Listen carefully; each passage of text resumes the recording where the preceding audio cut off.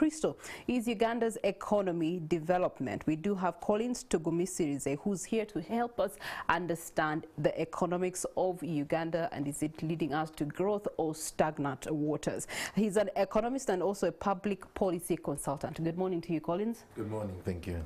So I want you to first give us a reaction to what our reporter compiled in regards to the economy, inflation, and the GDP where we stand right now. Indeed, the economy is in an inflation situation, increasing inflation, and the threat we are facing is not being attended to rightly. We expected government to intervene and at least control energy prices, fuel prices, and which is possible because government has incentives to, even if government does not have the money, government has incentives and mechanisms to make sure that the price of fuel is capped and controlled. And this ball can be thrown to the fuel suppliers to find a solution to make sure the fuel price does not go over $1, like other countries are doing in the region. It's after the pandemic, knowing that many have lost jobs, many businesses have cut down on their costs. People are not having access to more money, and yet they have to pay more for food, they have to pay more for rent, they have to pay more for other things. So when you have a scenario like that, people are losing, and yet so it's more like another form of economic lockdown. Also, prices are going higher. Instead of creating a buffer, let's say let's create a 6 months or 1 year period for people to recover from a shutdown that happened. We cannot ignore that there was a time when we were shut down. You can imagine a body is shut down and then suddenly it is opened, and then they say now start walking. Someone is out of coma. Exactly, yeah. Start walking, and you don't know how to start walking after a year of lockdown. So it's important that government creates a shield for at least a year. Then they can now allow us to, they can now expose us to global. It's not right for your own government, who are supposed to protect you, to keep saying it's the global forces, the global forces. Government's own policies could be the reason as to why you're here. In your capacity, in terms of policy making, what would be your intervention recommendations to government right now, 8 months down the road? You know, policy, behind policy is an ideology. There's a belief system. So when people are crafting a policy, they will either, there has to be a thought behind it. Why do you believe this is the way to solve a problem? So when we look at how we responded to the pandemic, ideally we adopted a globalist ideology. So let's work with everyone around the world. Let's ignore our unique specific circumstances. Let's ignore our expert doctors and the like. Let us focus on what someone else in Geneva will say. So now that is an idea. When you come from that belief system, then you draft a policy based on that, and you hope that it will protect you for the country from that from the pandemic situation, and as well as protect your economy while you're overcoming. Now, we have not yet appreciated the damage that was done, how deep it went socially and economically, and we are just moving on like nothing happened. So if we realize that what the globalist thing has done, the damage it has done on jobs, on livelihoods and the like, including media. Media had a big role to play. But you can imagine all over media, the thought and the mindset was fear, fear, fear. And you can imagine when you're telling an economy or people in life that, hold back, things are bad, then you're actually affecting the economy. But if if we can now appreciate that mistake and change the ideology and say, now it's time to inspire optimism, to make people more optimistic that there is hope, we have opportunities, we have we can leverage on, we have people who are making money. Actually, there are people making money not from stealing. So how do we share this information with others? How do we celebrate these people? And how do we, people who are paying taxes, small scale and the like, let's see, how do we celebrate them? How do we honor them? How do we so that the people now who have lost can now have someone to look up to for optimism, and not keep the whole same jargon around. So when I say policy, when I use that approach, I am saying the thought behind it, go now to being nationalistic, away from what do we have, how can we protect our country's economy first, how can we shield it from external factors and forces. What do we have that others don't have? What can we export? What can we leverage on? How can we protect our imports from going higher? Things like that.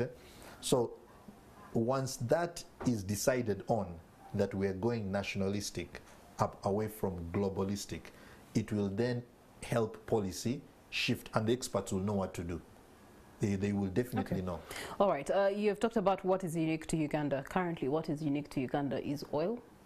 We are having minerals being discovered left, right, and center, and these are potentially indicators that can boost the economy of the country. However, seemingly, government is not stalling, but they're not either picking up their pace to use them as modes of shielding to be able to protect and then aid the economy to grow, to go forward. And isn't that then decapitating the economy?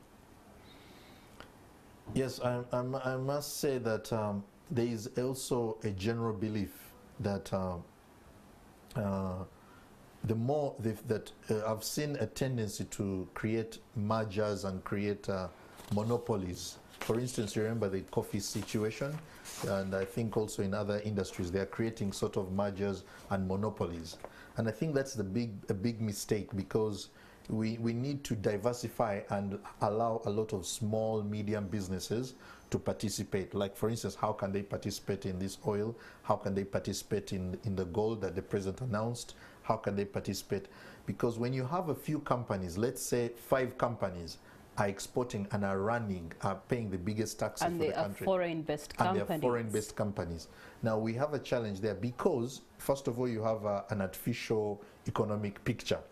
And then secondly, for instance, in the mineral sector, just US sanctioning one refinery is a huge loss to the economy. So, but yet if you have 1 million shops that trade in gold. By the in Uganda, there's no market for gold where you can go. This is a mall where we buy gold. It's not clear, but yet Uganda is one of the leading exporters. When you go to Dubai, we find it. So if that was created and we have so many, they protect the big ones. So we need the mindset of leaders to also understand that the more small businesses are thriving, people are busy.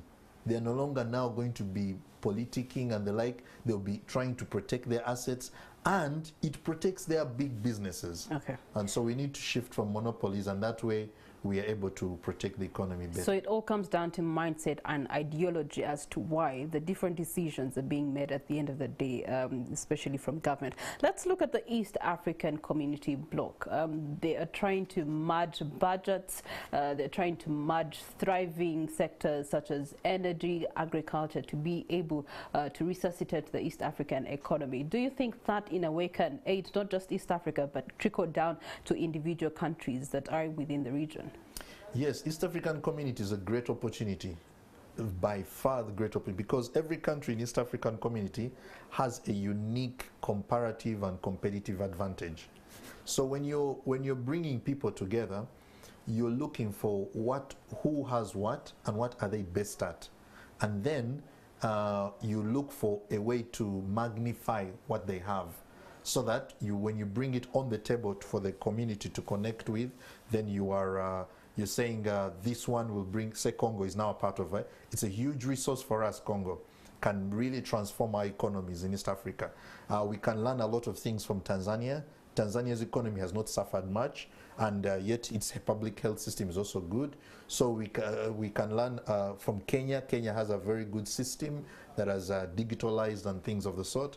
And then we also have other opportunities, say in South Sudan and the hinterland of Africa.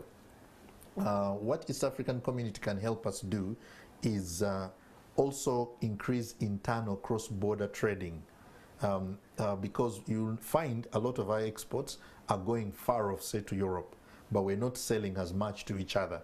And if we can find ways to sell much more to each other, then why East Africa is so good for Uganda is that Uganda is in the middle. And that physical location can be harnessed into an asset in itself alone, so that we become a port for exchange between all these countries. And if we set up very good warehousing, very good transport, and very good trading incentives, so that people can go through our country, accommodation and things of the sort, food, etc. So we need to, Uganda needs to drive this East Africa, or take a lead on it and exploit it, because where we are in the center, we can run the affairs of this region. All right, as we conclude, at the end of the day, there must be effects to the rising inflation rates for the economic growth. What are those, and what's the way forward? Effects are mostly affecting the social life. Social life is changing significantly. Families are having to leave the city and move out. More homeless people, you could say. But allow me to also mention, in the banking system, there has been there's a policy, the anti-money laundering policies, which which are meant to do good, but somehow when people break out into an opportunity, because people are coming into the country, say, to invest or to buy minerals or the oil industry, and they are getting service providers, you get $100,000, it's blocked. And then it takes how long? So now foreign people who are bringing foreign direct investment are hesitant. So deals are being signed here in Uganda, but the money is being exchanged in Dubai, in London. That's true. So we don't see it here, but the paperwork is on kept paper here. It says it is here. Yes. So we need to ease on that to allow more inflow of that kind of money, and then at least trace where it's going and avoid blocking, the habit of just merely blocking. It improves circulation. It improves circulation as well, yes. And that way we can now and reduce on what goes out. Like South Africa has a habit of, they really are critical about what flows out, and they are happy to receive anything. And when you now challenge businesses and people receive money, find a way to spend it here, you will see now more people accessing this money. Okay, so all that's right. what I would Thank you so much, Collins. It's been an eye-opening conversation, and I know that you have taken notes. The effects are brutal, because they come down to individuals being affected, then groups being affected, then companies, businesses being affected, then hence the whole nation being affected. But then again, there's a ray of hope at the end of the tunnel. One of the recommendations he has shared, and hopefully that can be implemented in one way or another, according to the different stakeholders. Now, away from that, we want to go to Nansana and meet up with Stephen Mbide, who is there